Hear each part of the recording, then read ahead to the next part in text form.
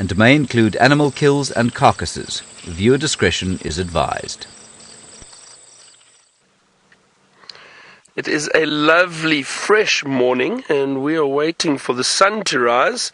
Beautiful silhouettes, and this is Safari Live. Ready.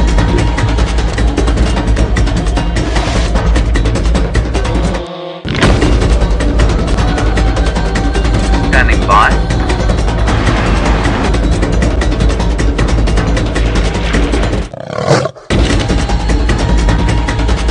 5, 4, 3, 2, 1. You are live, you are live.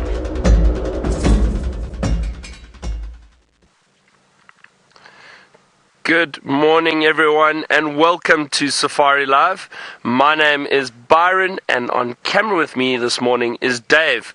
Now, you may have seen Taylor already with Seb. She's on the other vehicle, and Jamie will be in the tent this morning. And then, of course, the ladies, lovely ladies in the final control, Louise and Megan this morning. It is a cool winter's, well, yeah, I suppose it's winter's morning already, almost.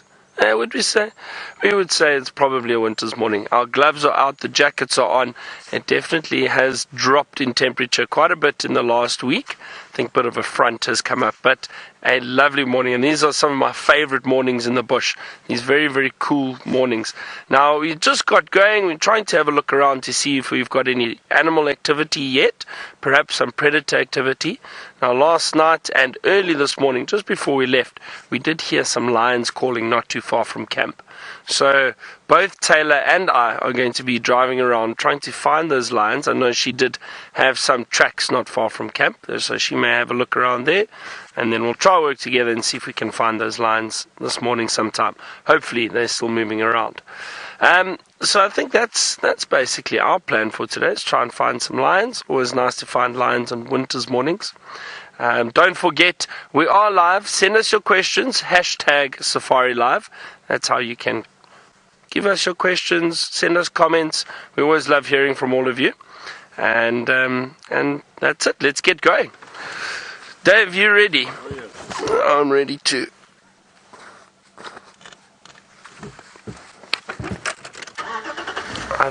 Dave, I think we're going to go up that direction. So we're going to be heading back that way, and we'll have a look. We're going to be heading west first this morning, and we'll see what we can find. We did come and have a look. We did come have a look at the hyena den, just briefly to see if there was any activity. I think it's a little bit too early still, so there's no hyena, no sign of hyena just yet. We may try a little bit later, depending how the morning goes. Well, we are going to start our search for lions. While we do that, as I mentioned, Jamie is in the tent. Good morning. We are indeed wrapped up safe and warm and cozy here in the tent, with somebody actually bringing us coffee in a couple of minutes, so we really are spoiled. My name is Jamie, and this morning Senzo is doing his first tent, which will be very exciting for him. I think something different. Although I think, having worked in live sport before, you'll be fine. You'll be absolutely fine. I don't run nearly as fast as soccer players or anything like that. Don't forget, on your live safari, send through your questions on hashtag Safari Live on Twitter. I'm actually breathing steam. It's that cold. That's the first time that's happened to me this winter. I thought perhaps if there's anything that you would like to talk about in the tent this morning, otherwise I'm just going to go off on a mad tangent. You know what it's like in here. You can send your ideas through to hashtag Safari Live on Twitter. Let's see if we pick up on anything that perhaps we can all get involved in, and make it interesting for you if the ideas for conversation have come from your side. But, of course, I get to play with James's toys now. You all know yesterday watching the Sunset Safari how jealous I am of James's Connor. This is Connor, apparently. My first thing that I've noticed is that Connor has exceptionally long thumbs. My thumbs are definitely not that long. I know that a lot of it is very anatomically accurate, but my goodness me, that's a long thumb. Also, are arms that long? Do they really? Wait. Okay, yes, I suppose they are that long proportionately. Alright, well, I fiddle with James's toys and try very hard not to break them. It seems as though Byron has got us our first mammal of the morning.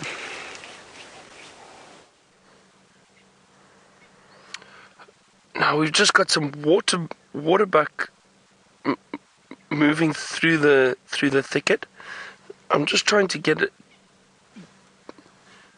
update quickly from one of the other guides. He said it sounded like he heard some lions too.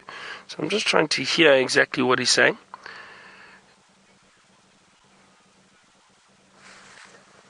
Okay, so Taylor also just heard that, so that's okay. There we go.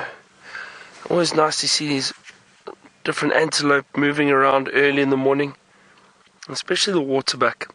But look at that camouflage.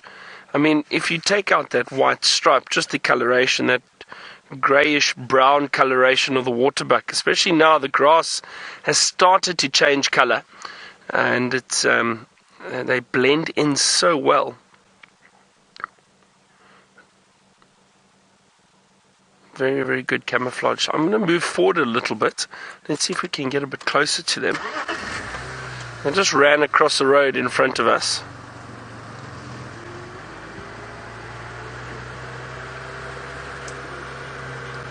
Possibly spent the night out near the clearings. There they are. Hold on, we'll see them now. Can we get them there? There we go. Some youngsters. You can see it's a young male to the front on the left hand side. Those horns still have a lot of growing to do. All of them, all three of them young males, it appears. Yeah, that's interesting. Now I can actually smell these waterbuck. Quite a pungent smell. So there's a lot of moisture around at the moment because of all the rains we had a week or two ago, and also these very cool mornings. You get a lot of moisture and mist being trapped down in the valleys and drainage lines. So there's a lot of moisture around, and as these antelope, and especially the waterbuck, you might actually see a bit of moisture on their coat. It's a bit difficult to see, but you can see that it does look a little wet. Now that's from walking through the long grass, and then that will obviously just cause these waterbuck, or the smell of these waterbuck, to be a lot more pronounced. And I can smell them, a very strong, musky, pungent smell that you get from the waterbuck. It's amazing how these animals, even just walking past you, you can smell them.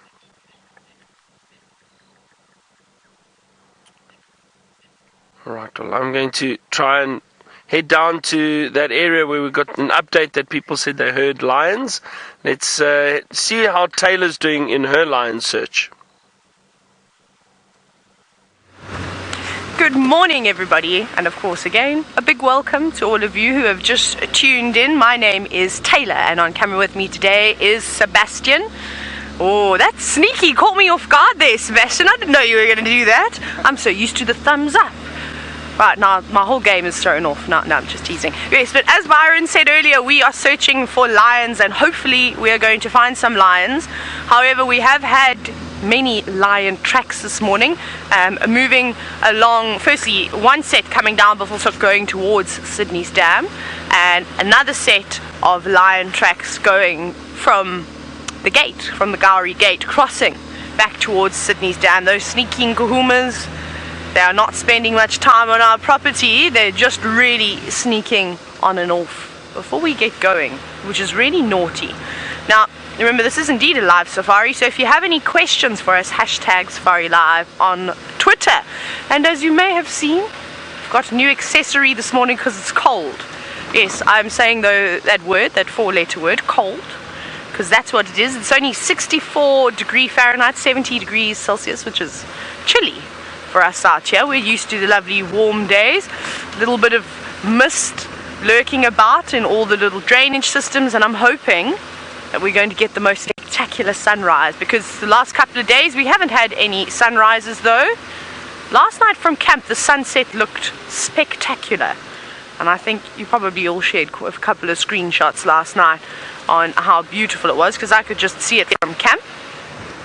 But let's hope we can, well, change that up to a sunrise and not a sunset. We'll actually have a little peek over here just as we get past these trees.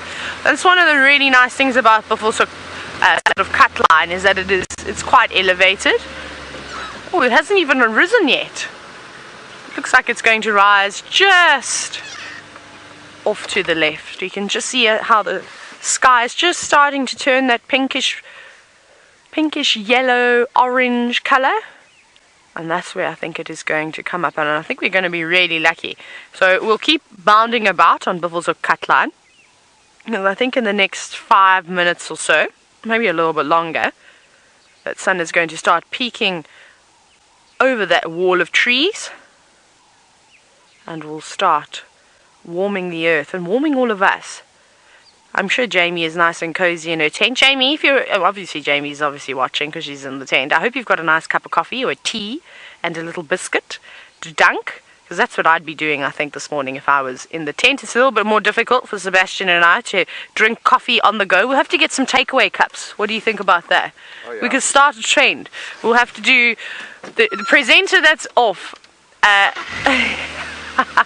We'll have to do, whoever's off in the morning safaris we'll have to set up a on-the-go coffee stop where you can just sort of buzz past and you say, latte please, no sugars, and you take it and then off you go in a cup that's not going to make you spill it. So that's what I'd like to do.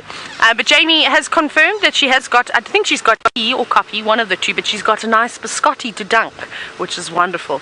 We as South Africans, we're big on dunking all sorts of things. Anything that you can dip in tea or coffee, we'll have it. We like rusks though. Rusks are like a twice-baked biscuit.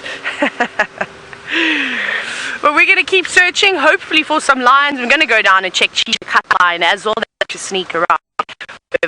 Speaking of Madam Patterson, she is sitting in the tent. She's got her tea and her biscuit, and she's wanting to tell you all about it. Well, what more is there to say? I've got my coffee, I've got my biscuits over there, and Taylor's absolutely right. South Africans are all about dunking. We, of course, have Anwar to thank. Anwar is a member of our tech team, a very valued member, and he bought us coffee in the tent. This is really, really very good service. Oh, you can see I'm using Steph's mug. I think most of you know by now we all got mugs for Christmas with different quotes on them. What was mine again? Oh, that being said, was one of my favourite phrases for a while. Kept repeating it over and over on drive. Now apparently it's sorry, but there you go, sorry. Steph is Steph Grills, because of course he has those supreme survival techniques up his sleeve. But let me set aside my coffee for now, but because for you, I will allow it to go cold. Now, Chris, apparently you'd like to talk about the Mara and what I'd like to see there. I think that's a really very good idea, and we'll discuss quite a bit about it as we go along, and I'll prep some pictures. All of my textbooks and reference books with pictures and things to show you, they've all gone sweeping off in the direction of the Mara with Brent. Poor Brent, so much stuff to carry. So I don't have any pictures in hardcover books or anything like that, but I will sit and prep some stuff and show you what I'm really looking forward to. Most of all, I'm looking forward to that view, because Steph showed us a picture of our campsite and where we're going to be based and where we're going to be set up, and it's right at the sort of the top, and you look out over the plateau. It is stunning, and I'm looking forward to seeing wildlife in numbers that I've never ever experienced. I'm looking forward to seeing different species. I'm looking forward to seeing more serval, because of course that area is famous for its serval life and sightings, and apparently even the potential of a melanistic serval, which would be supremely exciting to see. There's only been 6 recorded sightings in the world, so let's not get ahead of ourselves here, but that's something to really look forward to, the potential of a sighting like that. Getting to know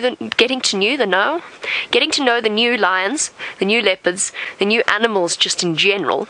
And then really what I'm also quite excited and looking forward to learning about is a completely different approach to reserves, a completely different approach to protected areas without any kind of offence.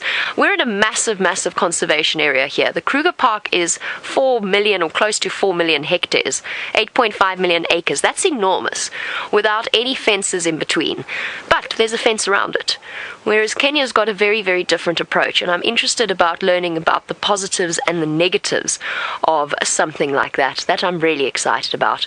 Almost as excited as I am about playing with the tiger, which of course was meant to be a lion, but apparently there was no lion, but there is a tiger. And I find it absolutely fascinating. And now you think about why our lions pant when they've had a big meal. If you look at where the stomach sits up against the lungs, there's the lungs there, they're those funny purple bits.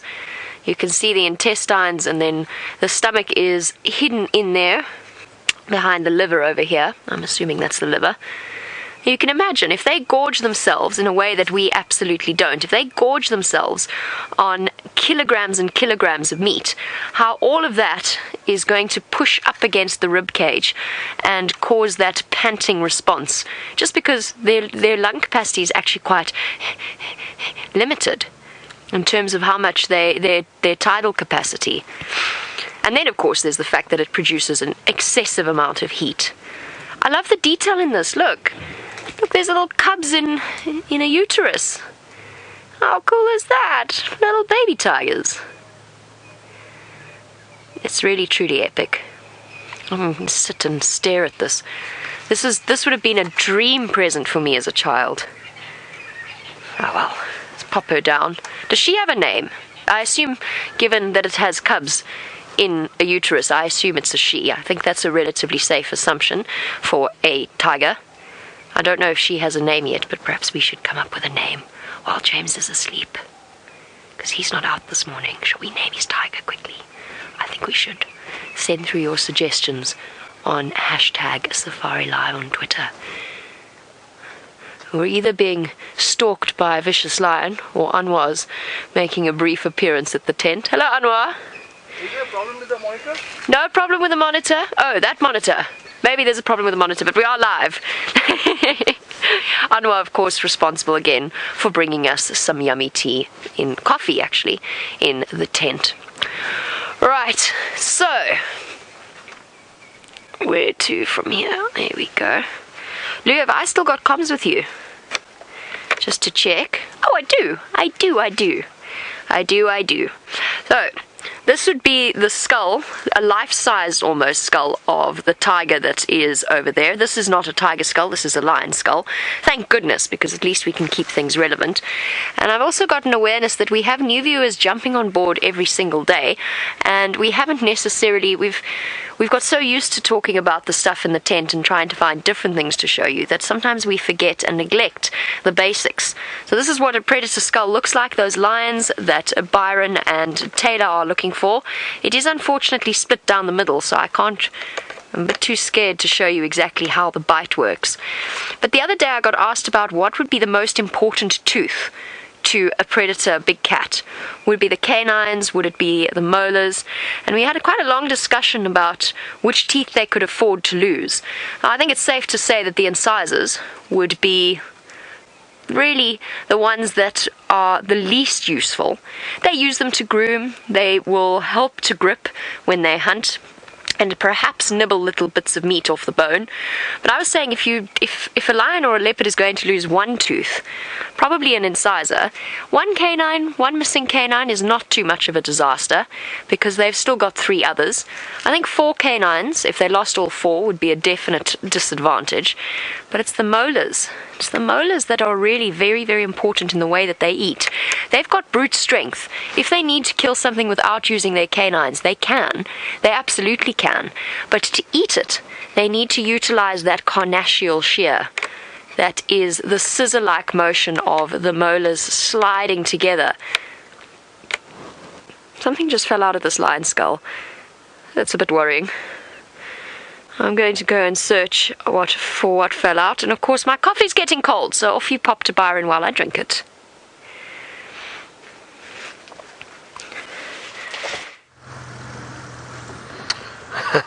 Jamie, sounds like you're having a lovely time in the tent there. Don't lose any of James's toys though. I know he gets very attached to them. Now, we're in an area that one of the other guides from one of the southern properties, I think it was just off Chitwa, said that it sounded like there were lions possibly hunting in this area. That's what he said he heard, so we're having a very, very close look. Now, for the moment, I've only found a lot of elephant tracks. I haven't found any tracks of lions yet. Watch out there, Dave. It's just a tree. They sometimes jump in the way. I always forget there's that little... Watch out, right there. Yeah, go for it.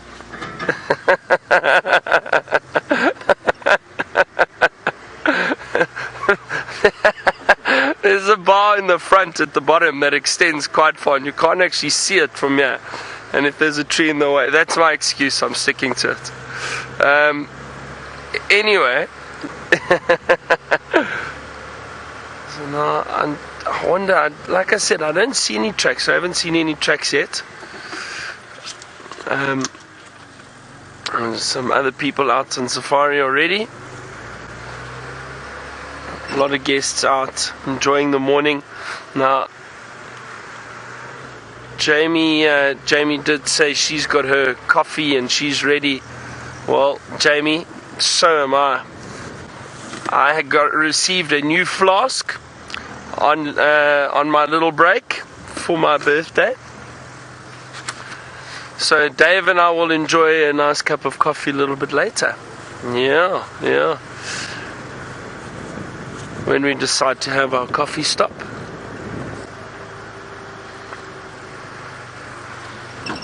It's maiden voyage.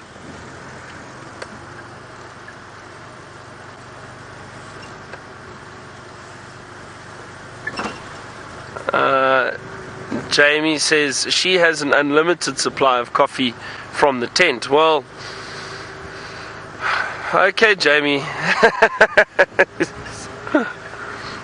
Now I wonder what these guys all heard here, because I mean, as I said, there was a big herd of elephant that moved through that area we were just in. So I don't know if perhaps they saw lions, chased lions, but I haven't seen a single lion track yet. So we're going to have to circle around here quite a bit and check carefully. The bush is still very thick, so if these lions manage to kill anything in this thicket or in this block, might be a bit tricky to find them. Unless we hear them, unless we get sounds that help us.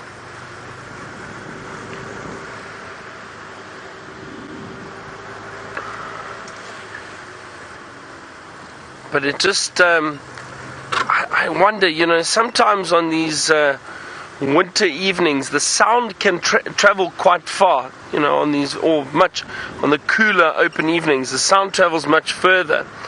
Now, from where we were, what we heard last night, the lions sounded like, or there were lions calling north of us, so maybe east of us from the camp. Now we're right in the southern section at the moment, and also we got an update that the Nkahuma Pride yesterday were left last night just north on Buffelshoek. So I'm not sure which lions would have passed through here if those lions were still up in the north. Perhaps the Styx Pride, perhaps one of the Birmingham males with them. Watch out.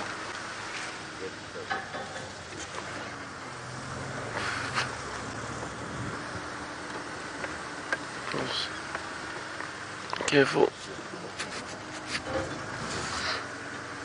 And again, those of you who missed, if you did miss yesterday's sunset safari, it was my first one back after being away for a week.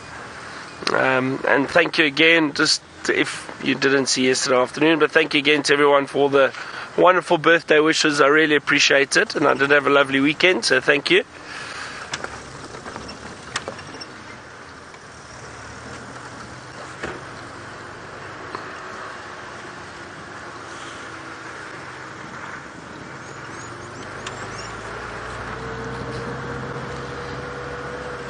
This is always very exciting when you think there might be something in the area, but you don't know where exactly. As I said, no, I've not seen a single clear lion track. There's some old hyena tracks here at the moment, not even clear. Just checking also around these little water holes. You never know if animals have managed to make a kill. You'll see that's a lovely little water hole there. There's still a lot of water around. If the animals manage to make a kill, often what happens is they need to come and drink, because they do get quite thirsty after feeding. So it is good to check around some of the water holes if you do think there is a kill nearby. Alright, we're going to continue our search in this area. Let's see how Taylor's search is going.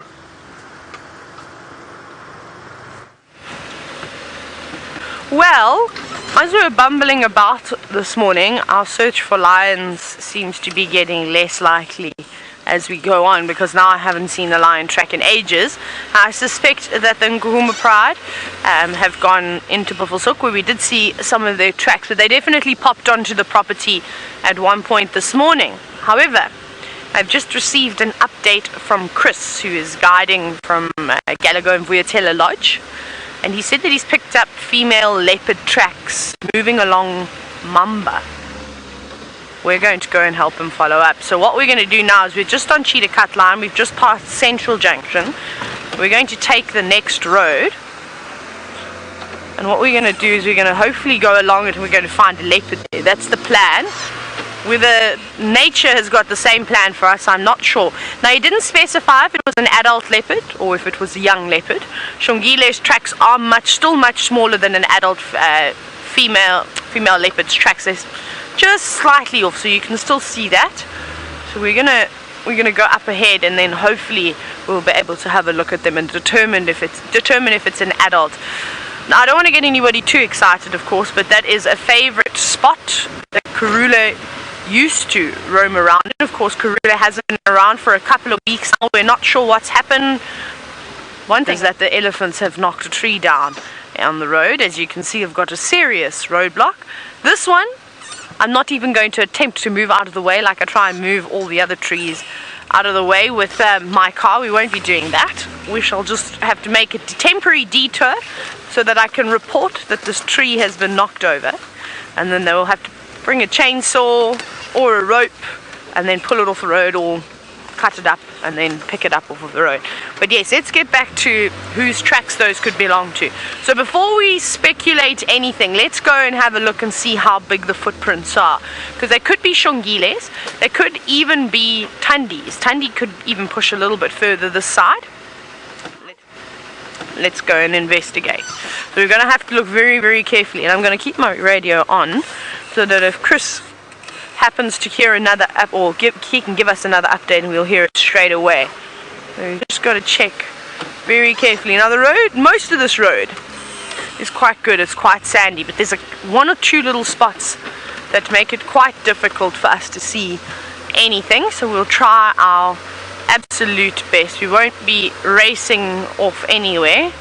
We're going to drive this road as slow as we can. Now, the last time that I saw Karula, it was, I can't even remember what the date was, but it was on Leadwood Road, and she was hunting a scrub hare. It was the last time that I saw her, and then I think they saw her the next day in Little Gowrie, and that was around the 15th of March, and then that was it. That was the last sighting of her. So we don't know. I never saw any suckle marks. I never saw any swollen mammary glands the last time that I saw her, but we'll just have to wait and see.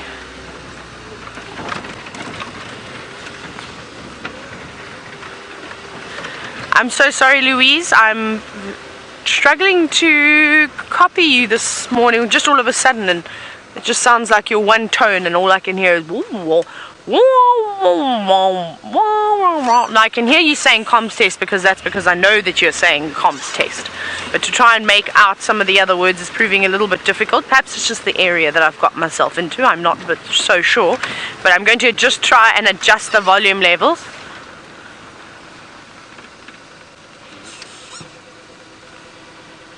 Oh, there we go. That is the key word that I was missing there. So, I'm just doing thumbs up to Louise. I don't know why I did that. I could have just spoken to her. So the word melanistic, Louise, was the one that wasn't coming through. It was sort of just like you were going, and then to try and guess what is, could mean a number of different things.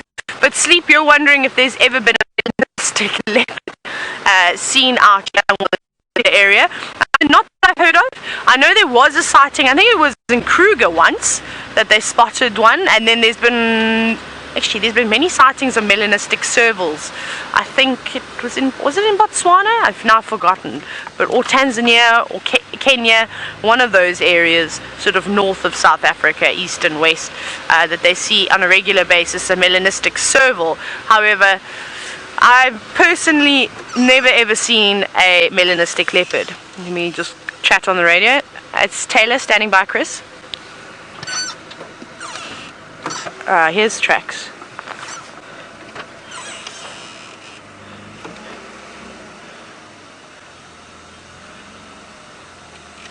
I just want to see if I can find a clear track. I'm also just listening to Chris talk.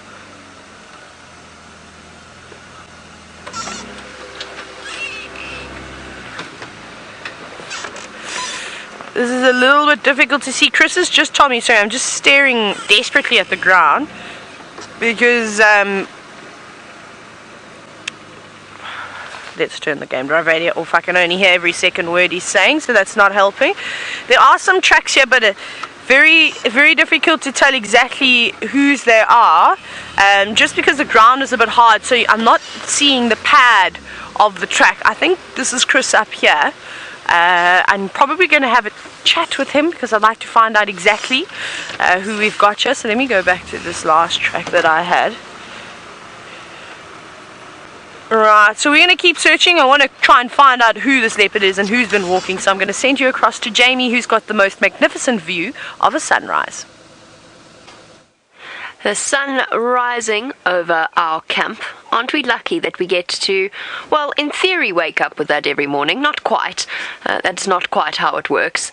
But that's the sort of sunrise that we would get to see if perhaps we were off in the morning and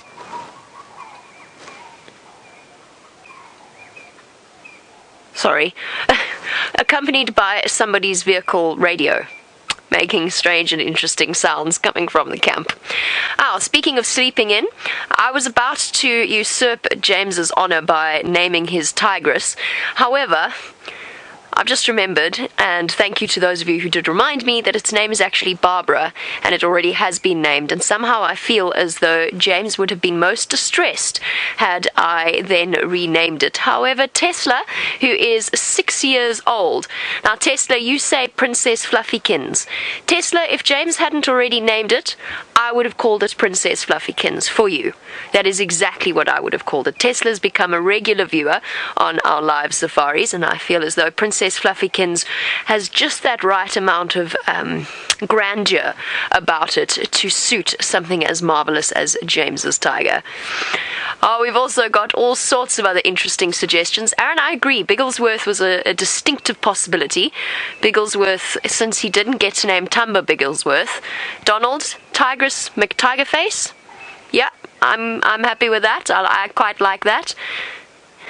It's basically Boaty McBoatface, but Tiger McTigerface, essentially. So there's all sorts of wonderful, wonderful suggestions. Chris saying Shere Khan.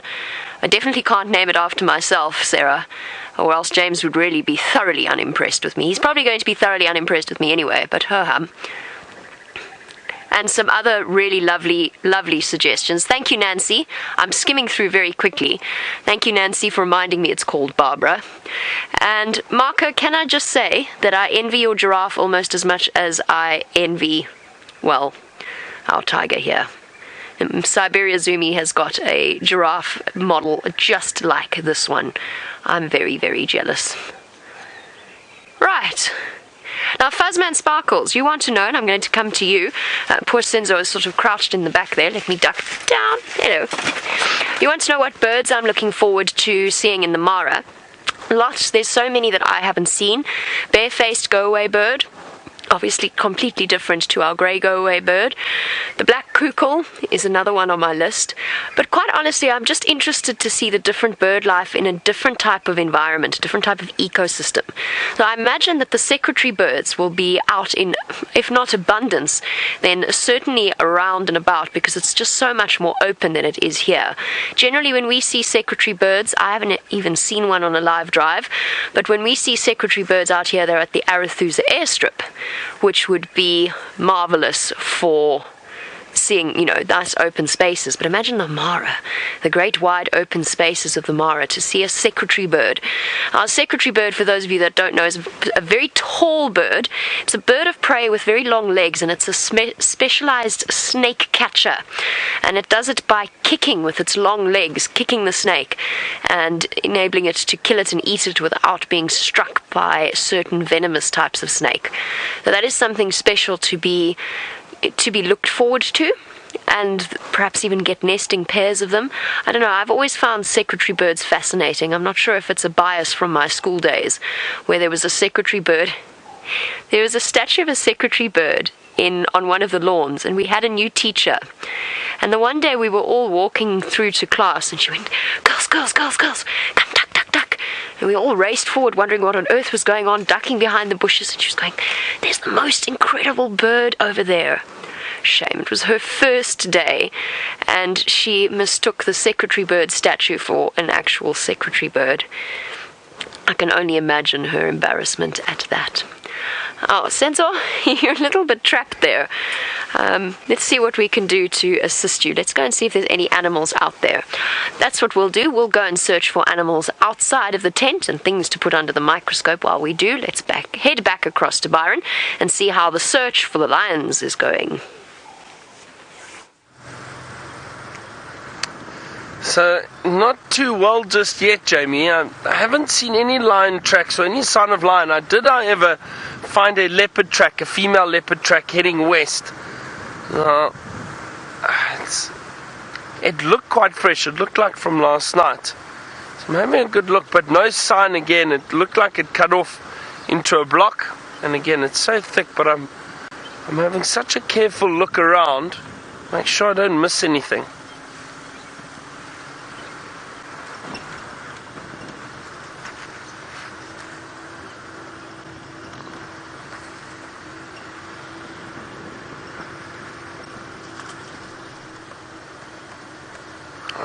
Laura, now you asked about the lions and their tracks, and I just actually got a new tracking book, but I didn't bring it with me. I will bring it this afternoon, and I'll show you. And you asked about the tracks of the lions, and if they've got 5 toes, and if all 5 toes show up on the tracks. So the lions have got 4 toes, so you see the 4 toes very clearly on the track. Now, I mean, there's the bottom pad, and then back at the top, I think there is a 5th toe. I'm just trying to think, but you don't see it. It's sort of like where the dew claw is up at the back here, and I think there is a pad there, but you don't see it showing up on the track at all. You only see the 4 toes very clearly.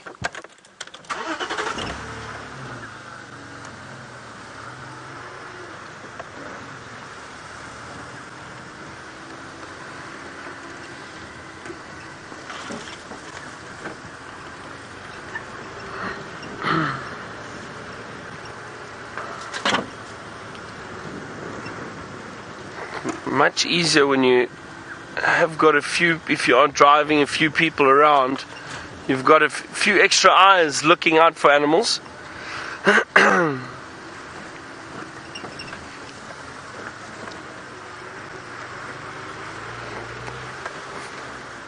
got a feeling we are going to find something, surely. I mean, we've had people say they've heard lions close by. We've seen leopard tracks. There's got to be something around here.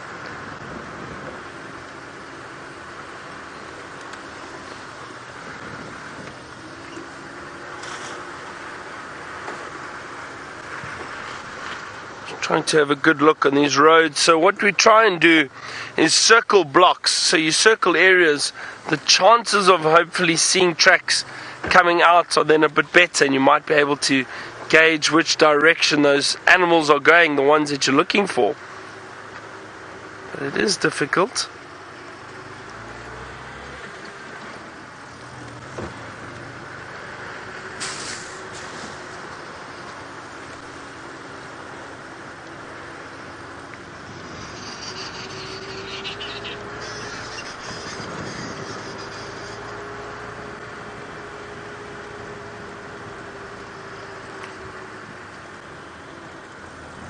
Nothing yet, Dave? Yes, and it's also, I don't know where to look, up in the trees, on the ground.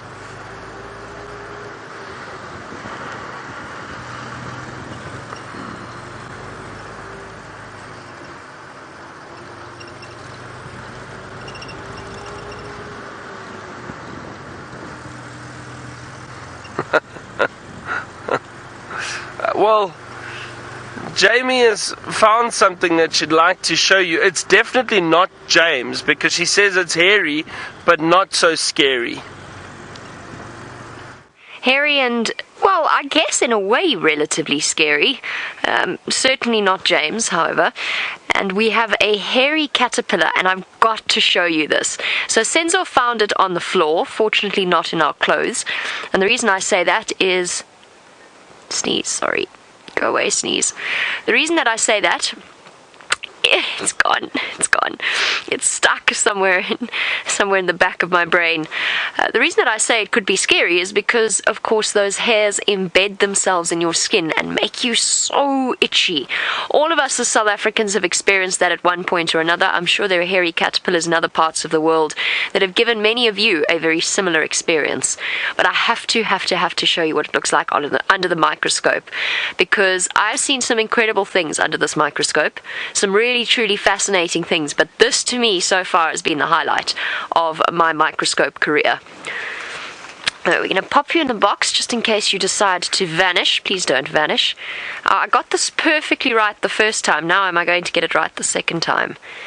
Let's do this. Don't want to hurt it. It's moved further up the stick now. There we go. Oh no. Oh dear. It's all gone wrong.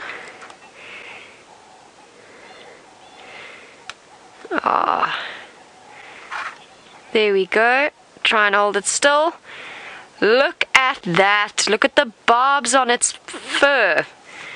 No wonder they're so itchy when they embed themselves in your skin and you can't get rid of them. They look like little miniature sea urchins. Of course, Jamie's now had 2 cups of coffee this morning, so she's shaking all over the place and trying to keep it still, and it's cold. I'm sorry, it's going all over the show. But it is really very, very cool. Lou, can I just do some shuffling around here? Let me reposition it so that we can actually give them the full glory of this particular hairy caterpillar. It's just positioned itself so much so that it's really very difficult to get it to stay, to get it on. Oh, we don't want to squish it in any way. There we go. There we go. That's better. Now I don't have to touch it and you don't have to deal with my ridiculous movements. Look at the barbs on that hairy caterpillar. I should actually have made you guess what it was. That, of course, is James's favorite trick. He loves to guess. He loves to make you play that game. This is, for me, the best thing I've ever put under the microscope. I don't know why. I just find it utterly intriguing. Embedding itself in your skin. Can you just imagine? I'm sorry, I forgot to take the stuff off the microscope as well. But that is so fascinating. Barbs sticking out, different colors. It reminds me of a sea creature. It really does. And if I try and focus on those white bits. No, we're going the opposite way now. Here we go. I'm going to look at the white line that runs along the center of its back. Now, let's see if we can try. I'm going to shift it ever so slightly. We're going the wrong way. Yes, that is it. That's its face over there. Let's see, I'm going the wrong way. There we go. That's one of its antennas. That dark bit off to the right, that sticks out and is one of the way in which it feels its way around. Cool. That is really, really cool. It does make me even more wary of them, and I think next time I get hairy caterpillared, and there is a certain inevitability that I will at some point get hairy caterpillared, I'm not sure that's a verb, but I'm making it one, I will now know exactly what's sitting in my skin. Those will be sitting in my skin making me itchy. That's nice, says Senzo. Oh, apparently Lou got hairy caterpillared yesterday at the tent. Sorry, Lou. It is horrible. Remember the time Brent got so hairy caterpillared that he couldn't continue the drive? I had to go and take over for him. When it fell down his shirt and he was scratching up against a tree. There's that footage somewhere around. VM made sure that he got it on camera. Cool, man. And that is utterly fascinating, and it does go a long way to explaining exactly why it is we feel so unpleasant when we get hairy caterpillared. Such an innocuous looking little thing, quite sweet in its own way, and yet the bringer of all kinds of discomfort. Look at you. Yeah, you look all innocent. I know better. I definitely know better. You're not innocent at all. You do look like a little sea cucumber, though. A furry sea cucumber. I wonder what you turn into. I have no idea. But perhaps if we leave it here, it'll turn into a chrysalis, and then it'll emerge as a beautiful butterfly. And speaking of beautiful butterflies and beautiful views, let's go to Byron.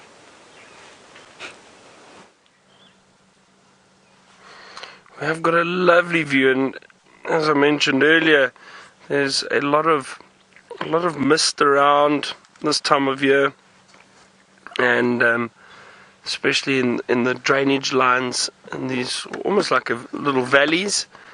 You can see that. Look at that. It's just really, really beautiful this morning, and it's nice to sometimes stop and listen. You know, enjoy the view, enjoy the scenery.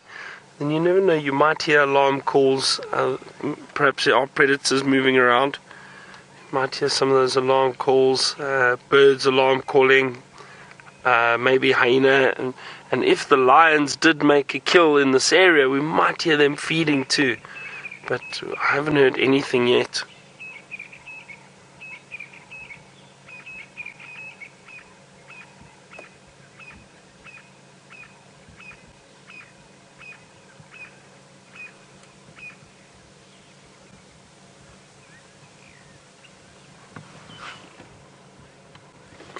So I'm not sure where I don't have any more tracks of that leopard or the tracks of the leopard that I saw coming out anywhere. So I don't know if she's still in that area, maybe in one of those blocks around there. But it is still very, very cool, and I know that predators will still move around for quite some time in this cool weather. Occasionally what they do is they may even go and rest for a little bit while it is still cool, and because they've most likely been moving around a lot during the course of the evening, and then what they do is they will then get up and start moving again.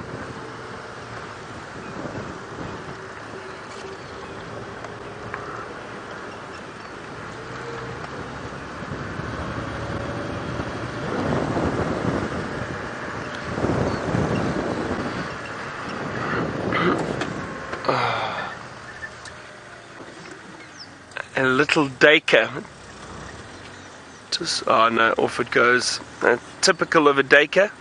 You often spot them, and as soon as you stop to look at them, they turn and run.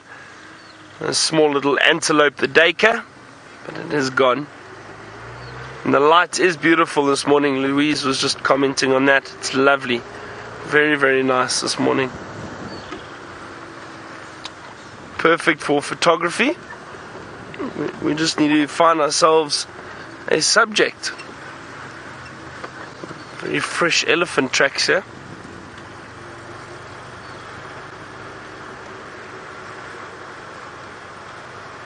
Mercedes, you asked, do I prefer driving or walking? I enjoy both. I do enjoy both.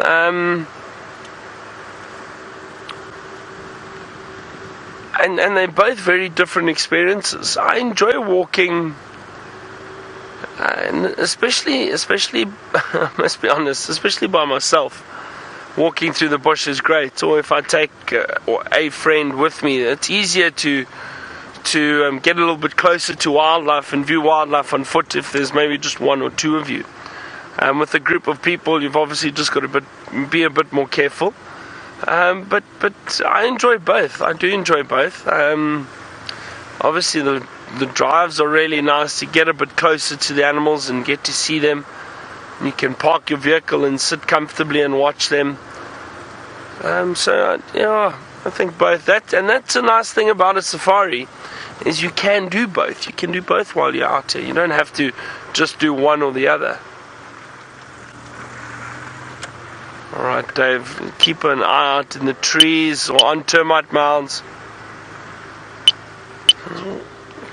I think we're going to find something. Come on, we have to. While we continue our search, I wonder how Taylor's lion search is going.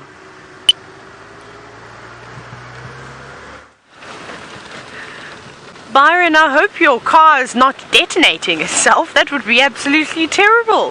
Who would be our funny man in camp and make us laugh all the time? Anyways, I'm sure it's nothing too serious, but we are still, of course, looking for this mysterious leopard who has left behind some footprints. Now, Chris very kindly had marked some tracks out on the road a little bit further west from where we are, so I had a look at them, as well as the ones that I saw down on the ground. I confirmed that those are indeed leopard tracks, and they do look like adult leopard tracks. So I don't know who it is. What I've done now is I've checked Leadwood. I'm on Drakensberg.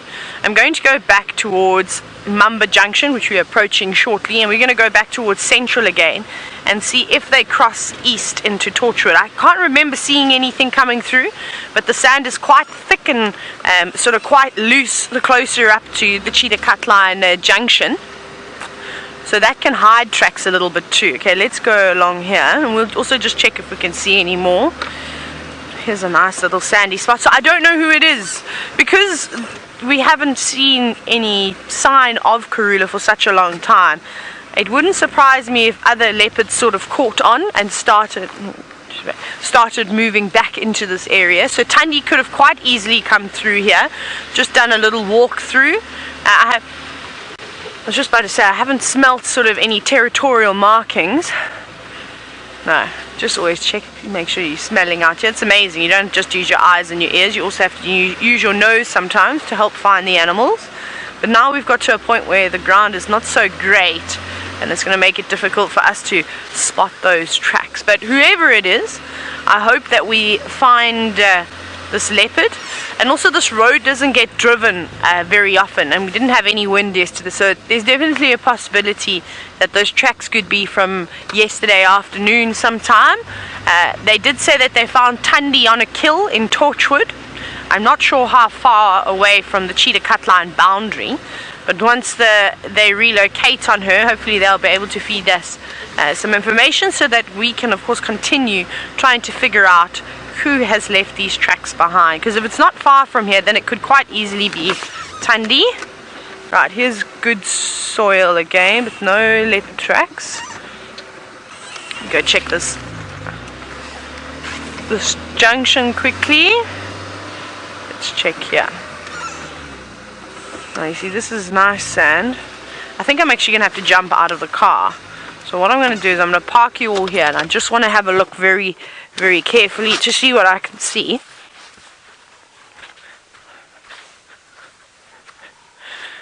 So this is it. Never be afraid to step outside your comfort zone, because you can quite easily miss something. It's just some hyena tracks, but these are quite old. They're going up and down. Not what we're looking for. We are looking for leopard tracks. Now it's gonna be a bit difficult if we don't find any tracks here. I'm not actually sure where to go, where to have a look. I might go back around the tree again that we passed on Cheetah Cutline and just go and check Central Junction. There's a possibility, because we haven't seen any tracks here, that leopard has carried on with Drakensberg and gone up towards Central. We definitely can't rule that out. But there's nothing here, nothing other than those hyenas, which could well be from the other day. No one has come through here. See if there's any nice creatures of the night. Just a couple of tracks down on the ground, most likely from, well, they've got quite thick toes, so I'd say it's from the coursers. Just over here, you can see these tiny little feet going that way. Something that moves around at night, something to keep an eye out for, of course. If you are tracking and you've got some of these footprints through your track, you know that, well, bronzewing coursers, we see them out on the road in the middle of the night all the time. Then a different set of bird tracks just over here. Quite a long set. You can see them walking in the sand in that sort of serpentine motion. And very easy to tell, of course, that would be from a dove, whether it's a laughing dove or a turtle dove. I'm not going to be able to tell you, but I'll just be able to tell you that it is a dove. One of them. What else do we have out here? Creatures of the night. No genet. No civet tracks, which is unusual because that's all we've been seeing actually today, is so many civet tracks. Okay, I think we're going to go back up Drakensberg. We'll go back the way we've come. We'll do one last loop and then we'll come all the way down again. Cheetah cut line, and then we're going to go to Cheetah Plains. Let's do that. How does that sound, Sebastian? Yeah, good. Good? Right. Whee!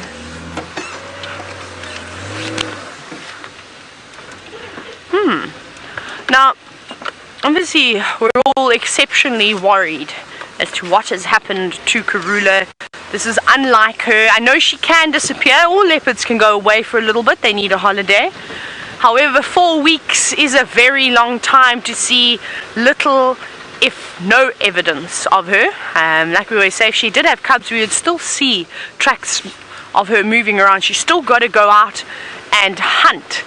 And we haven't really been seeing that. So it'd be quite interesting. Now, Zaz, you're wondering if lions would hunt and kill or kill and eat an adult leopard. They would indeed. Remember, we saw it with the drought, how desperate the animals were, including the predators, just because of the lack of nutrients that were out there. And of course, the herbivores play a very important role in turning the carbohydrates and the proteins in grasses into minerals, or into carbohydrates and proteins and things that the carnivores can use, and that wasn't really happening. So you can definitely see that out of desperation, out of hunger, craving minerals, they'll sometimes do that. But it's not very often, and I don't think that they would necessarily at this time of the year, just because there's so much food that's out and about. But definitely during the harsher months that we had in our winter as we were coming out of that drought. But again, you can't just say no to anything out in nature. We've seen it time and time again, where animals do things that no one has seen before, or it just hasn't been documented. They do what they want. Nature is harsh. There's no rules that apply out here. Anything goes, which is something that we all need to remember. So if there's a young lion that's absolutely desperate, something along those lines well, that could definitely happen. Could easily take on a leopard. A hyena, however, is one animal, and the vultures, they do not discriminate. They will just eat anything, whether it's their own kind once it's passed on. So that's the other thing we've got to keep looking out for. But we're going to keep searching around here, and hopefully we're going to pick up on some more tracks. Jamie's still in the tent, and she wants to have a chat to you about animals. Absolutely. I guess I couldn't have put it better myself. I do indeed want to have a chat to you about animals. More specifically, actually, questions about the Mara, because we already spoke about the fact this morning that there's lots of excitement, and I said I'd answer some questions about the different animals of the Mara. Now, this little chap is a Kirk's Duk-Duk. And that is one of the antelope that I am looking forward to seeing in the Mara. So that's in answer to Peyton's question. Now, Peyton, you wanted to know which antelope am I most excited to see in the Mara. I really, really, really want to go and see the Kirk's Duk. And for some reason that has stayed with me ever since, that excitement has stayed with me ever since Scott Dyson, who for new viewers used to be a presenter here at Wild Earth, ever since Dyson told us the story of his Duk that he rescued. And it was highly, highly entertaining because he essentially ended up smuggling a Duk to try and save it from the pet trade. The most horrifying thing, though, speaking about pet trade, just because now I'm irritated, is I was Googling Kirk's Duk so I could show you a picture, because as I said, I don't have any books at the moment. And the first thing that came up in the Google search suggestion was, where can I buy a Duk or Duk as a pet? Makes me very irritated. That's okay. Calm down. Move rapidly on from that. Wild animals are not meant to be pets, but anyway, there's certain circumstances I get where it's been rescued and so on. Okay, the other antelope pattern that I'm looking forward to seeing is a topi, just because they remind me so much of our lovely, lovely hartebeest and sesame that we get in this area. I just enjoy the sort of splodges of black. Clearly an antelope that is built for running, with those powerful shoulders and those sloping hind quarters. Very, very similar to the antelope that we get out here. It's nice to see, from working here to going there, it'll be nice to see the genetic connection between the different species of animal. So there we go. Alrighty, now I've already forgotten the questions I'm meant to be answering. There we go, we've got one from Stanley. Stanley, you want to know if the Duk is similar to a duiker. Yes, similar in terms of size, similar in terms of behavior. Most of the smaller antelope, so the cephalophynes, the dwarf antelope, the duikers, they usually live in monogamous pairs. They have little territories. Hey, speaking of antelope, look how close the wildebeest are to us. They're right here. Distraction. I'm sorry, we'll get back to that. It's not a duiker, but it is similar to a duiker. Hi, guys. Hello. Oh, panic. Panic. That's really, really close. Hello. Good morning. What's the news of the morning? Is it good news, bad news? Or is that just so overdone that you can't even take me seriously? Probably a bit of both. What's happening with GNU? The possibilities are endless. Lou's not impressed. Fair enough, Lou. Fair enough. Bye, GNUs. Toodle GNU. Lou's going to kill me if I carry on. Yep, she is. She's definitely going to kill me. She's going to tell me that I'm awful. So there you go. There's an antelope, very similar to a topi. A hartebeest, I probably could have used a chair, you know. Would have certainly saved the circulation in my legs, but it works better just in terms of lighting and level with the camera. But where were we? We talked about antelope, we spoke about the topi, very similar to the wildebeest. There's quite a close evolutionary connection in that sense. Stanley, oh yes, dwarf antelope. You want to know if it's similar to a duiker. It is in its behavior. It's not related. All antelope are related, but it's not closely related to something like a duiker. It is very, very different. If you look at it, it actually looks more to me like a klipspringer than it does to a duiker. Klipspringer is an antelope that we get out here. A klipspringer is a little mountain hopping or rock hopping antelope. The fur is very similar, and those massive eyes. Now this is one adjective that I truly hate, but I have to say that looks like one sassy antelope. Just look at it. It looks like it's giving you attitude. A proper little poser.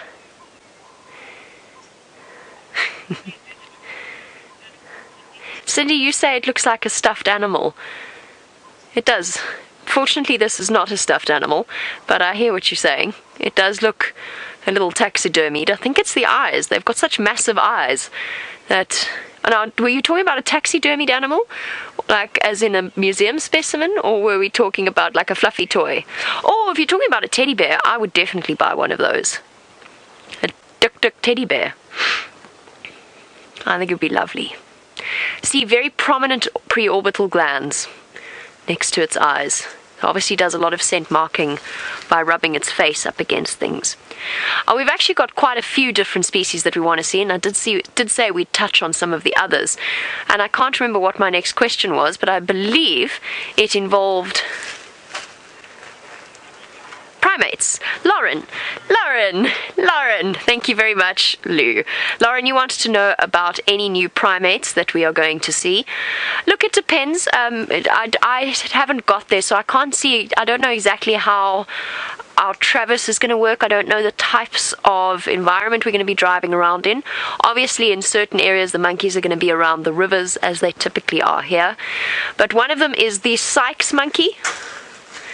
Wise and sage, and pretty much it's a standard monkey.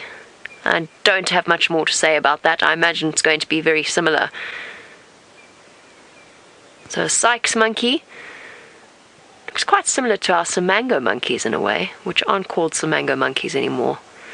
They look similar to a Simango monkey. And then if I change pictures quickly, just to go through this at a slightly greater speed, here we have I'm going to switch pictures here. Here we have the copper-tailed monkey, so named because it has a copper tail, which is very cool. A copper-tailed or red-tailed monkey will be another potential site. And then olive baboons, which I'm not going to show you a picture of because they basically look like our baboons, just a slightly more olive color, which you get pretty much. So those are the different primates that we're going to see. It will be very exciting to see some new animals. There are lots more, but I can't go through all of them right now. Seems as though Byron's having something of a slow morning. Let's see if he's found something exciting for you. We are struggling at the moment, Jamie. We've had no sign of lion at all down in the south here, and no further sign of leopard, but have managed to find some zebra and impala, and that's beautiful light on that zebra at the moment.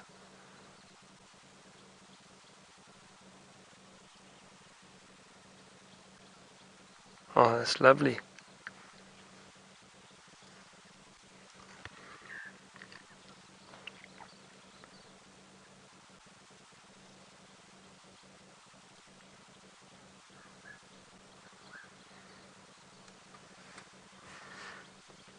Very peaceful at the moment.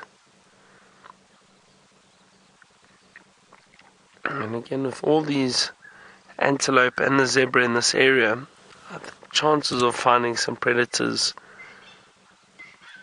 are slim, just because I think they would alarm call if there was anything nearby in this immediate vicinity. They'd probably see them or smell them. Two zebra here actually. There's another one just to the right. Will come into frame shortly. There it goes.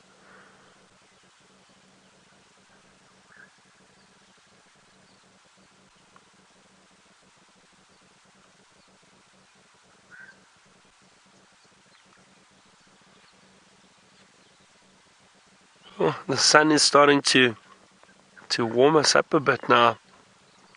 That becomes an issue. And I'll tell you why. It's because as the sun starts warming us up, we start getting a bit relaxed, and it really is a lovely feeling. Makes you feel like you could just doze off out here in the bush very quickly. See all these impala enjoying the sun now too. It's warming them up. And obviously animals also get cold.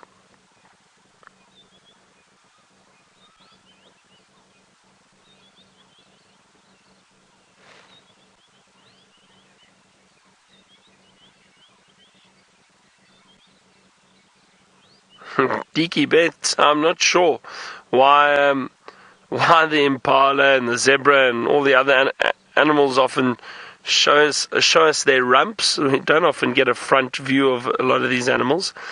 I think it's just because they're turning away from us to walk away. I mean, I think it's just generally what happens. The vehicle approaches, the animals decide they prefer to walk away. So often when you do see them, once you've bumped into them, it's usually with them walking away. That's the view you get. So I don't think it's necessarily on purpose. I think it's just because they're deciding to walk away from the vehicle.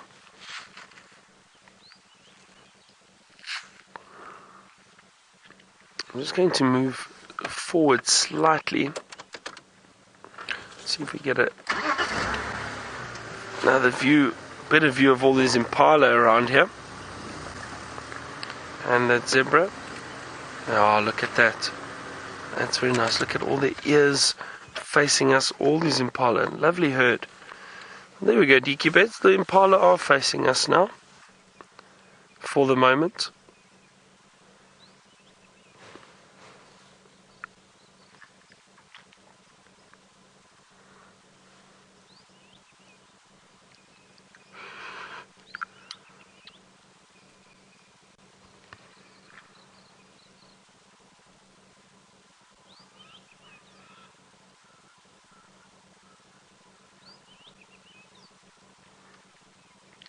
Some francolins calling in the distance every now and then. I think I've spotted something else. Dave, there's some dwarf mongoose just through this tree, just off to the side here, just warming themselves up in the sun. Just go straight through there, yeah, straight through there.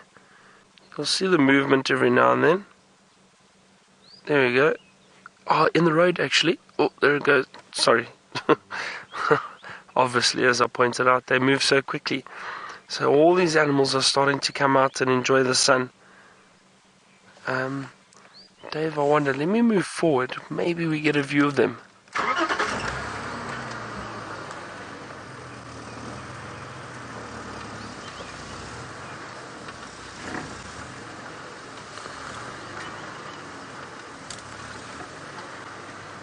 Just off to the side here, Dave, in here. Let's see. Sometimes, if you do a little call, they come out and they have a look. They can get quite curious.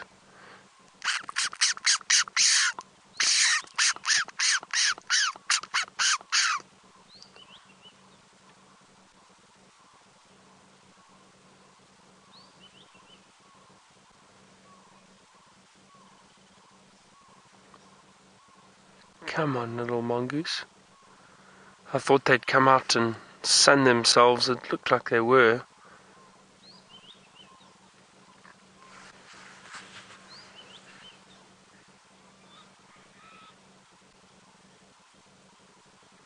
It doesn't look like they're interested. But it does appear as if there's more activity now with the morning starting to warm up a bit. So that's good news for us. Speaking of activity, Taylor has got some activity in the water.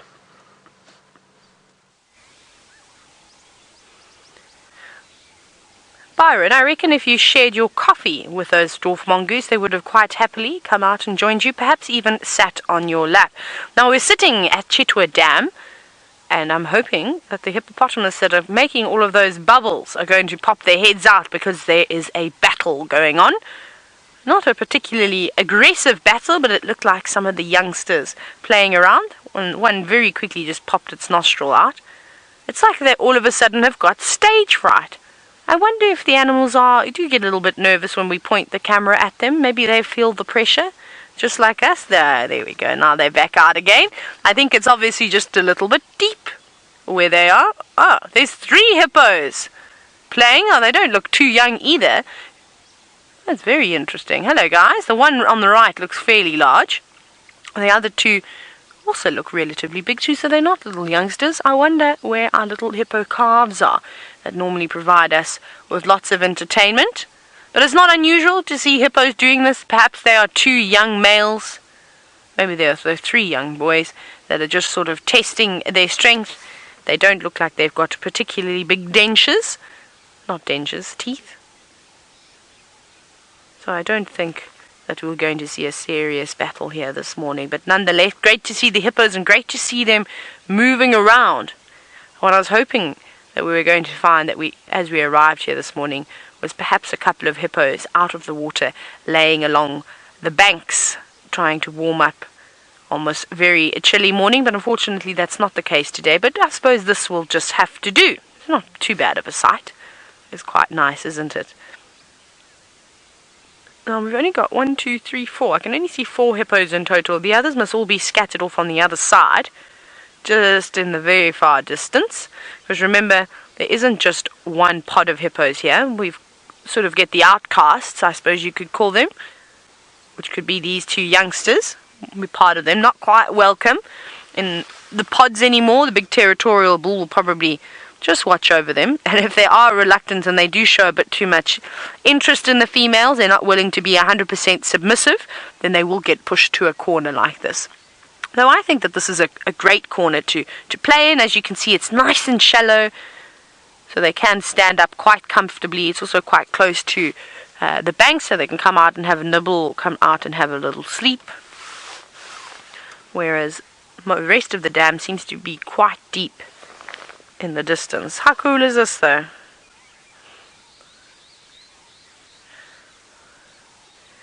Now Lauren, hello to you, wondering if it is true that hippo milk is pink. I've never seen hippo milk in my entire life.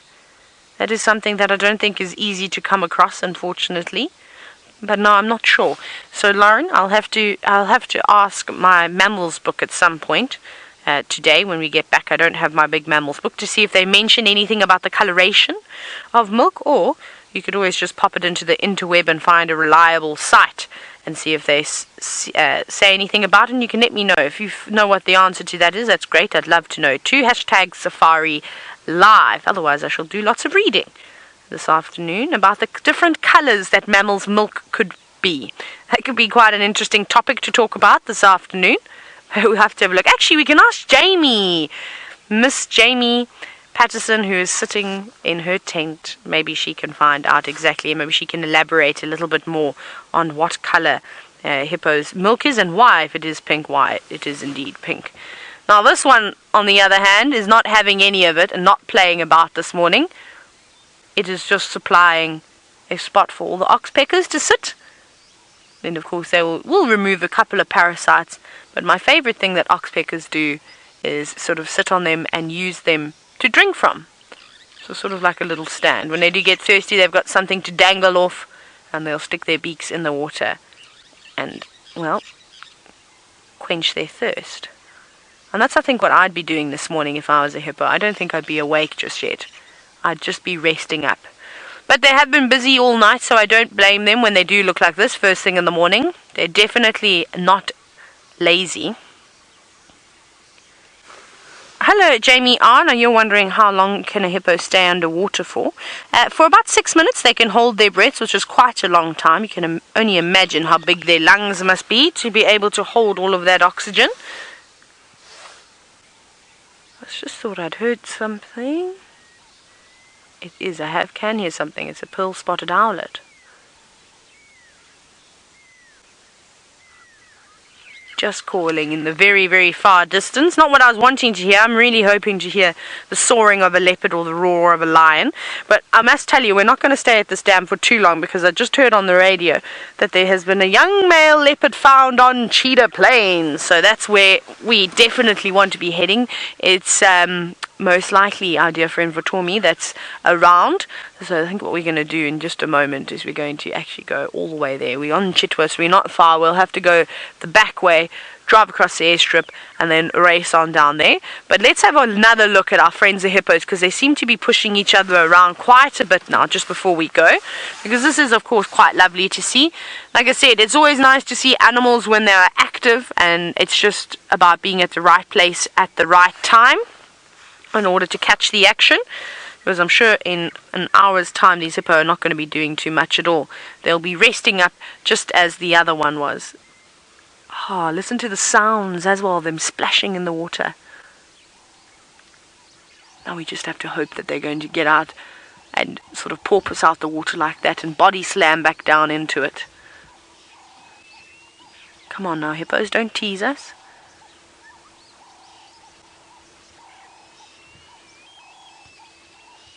Don't they look like fun animals? They're always, when they do play, it's really amazing just to watch them. I think I'd like to be a hippo too, just to be as buoyant as they are.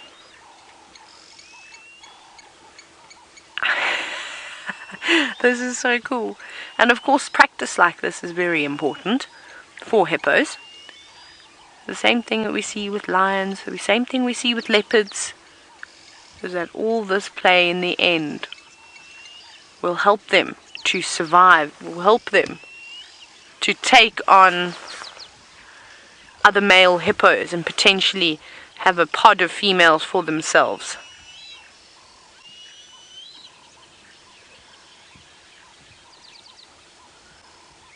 Just listening, I thought I heard a leopard soaring in the very far distance. Maybe it's somebody in the lodge. It was a tractor starting up. That's what I was listening to. Obviously, it being quite cold, everything is struggling to start. But this sounds like there's a tractor obviously in the workshop. They're just getting ready to go, because I heard one of the other guides on the radio say as well now, as I stopped to listen, said, was there anybody hear that leopard? That's not a leopard that we're hearing.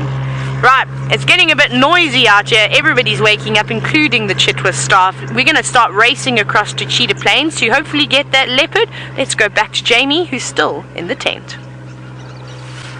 I've just been listening to some truly lovely natural sounds, including potentially some very upset elephants. So I'm not sure where Byron is, but perhaps if he'd like to go to Galago Pan or Mvubu Road, somewhere around there, he might figure out exactly what it is that's upset those poor elephants in the way that it has. There we go, Senzo and his imaginative framing, very, very cool, with our massive giraffe vertebra. Can see a huge attachment point for muscles and tendons, which makes sense because, of course, a giraffe's neck, the natural relaxed position is upright because there is a huge tendon that runs all the way along the backs of their necks attached to these protrusions on the vertebra, and that actually holds the giraffe's neck in place. It has to flex its muscles, contract its muscles to actually pull its head down. Otherwise, its natural position is straight upright, and that tendon is very, very powerful. So if you were to find a giraffe carcass, I may or may not have done this. It's an odd thing to do, but it was a giraffe that had been killed by lions. If you can pull the head downwards towards its chest and then release it, and it flings back up again. So it really is an extraordinary, extraordinary thing. Taylor's asked me a question. I'm going all over the place at the moment. Taylor's asked me a question about hippopotamus milk. Ta-da! What color is hippopotamus milk? The answer is not pink. Despite what you may see on the internet, it is one of those strange things. Rumors spread, everybody, and not everything on the internet is true. And the fact that hippo's milk is pink is one of those false internet trending facts. Hippopotamus milk is not pink at all. It is white or off-white. However, the rumor started is thanks to something we were talking about yesterday, which is the blood sweat of a hippopotamus. The blood sweat, hipposudoric acid and norhipposudoric acid, secreted by the hippopotamus's skin to help to keep it sort of protected from both the sun and from all of the bacteria that festers in the water that they live in. You can imagine a hippopotamus with an injury. You go and sit in some water for a while. I mean, those of you who've had cuts or sores before, you'll know that you have to try and keep it clean, and you don't really want to go and soak it in a dirty body of water. But hippopotamus secrete this substance that does a huge amount in order to keep its skin protected. That's probably where the rumor started about the pink milk, and maybe, in a way, potentially, because once those substances are exposed to the sun, they go a pink, sort of a reddish-orange color that looks like the hippo's sweating blood. Maybe that mixed with the milk and gave it that strange color that gave people the idea that hippopotamus milk is pink. As far as I know, hippopotamus milk is not pink, despite the fact, I don't know if do you get Nesquik in other countries?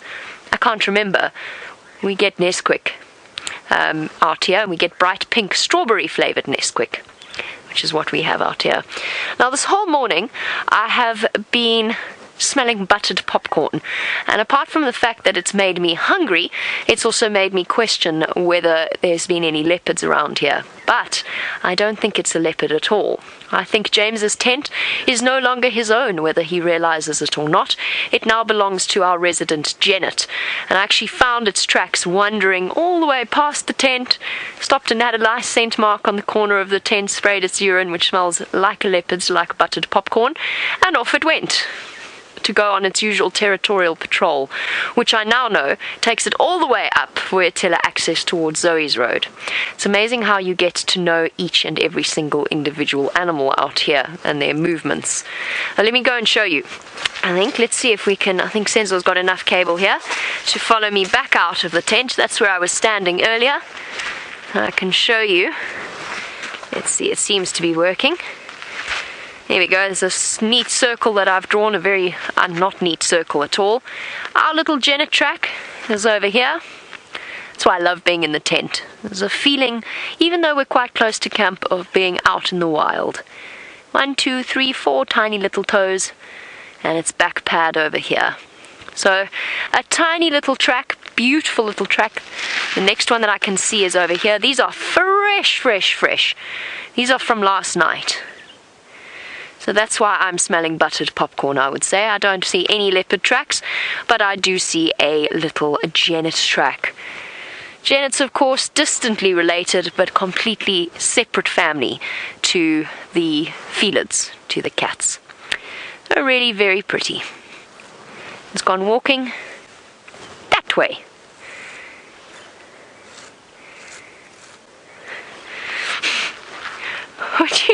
What sense of, you're just going to have to tell me what's up. Birthday! Well done, Senzo. Senzo is the only one who has remembered to, well, I keep thinking about it and then keep forgetting to say it. It's Wild Earth's 10th birthday. We have reached the double digits, which is super exciting. 10 years. That's a long time for a program that initially could have gone either way. What a fantastic thing it is that it has been as successful as it has been, and how lucky we are to have such incredible directors who have had total and complete faith, and of course a team that has complete and utter faith in what it is we do. 10 years of Wild Earth. That is really, truly impressive. So tonight, we will be having a special birthday fireside chat. We've got special things planned. Am I going to tell you what they are? No. Are they embarrassing? Yes. But I won't go into any further detail. But we do have some special things planned for you all. I'm looking forward to it. And keep an eye out on our Facebook page and for all sorts of things, because there's going to be some special birthday promotions and birthday products that you will be able to purchase. How awesome is this? Now, I think, on that note, Byron should be singing Wild Earth a very happy birthday.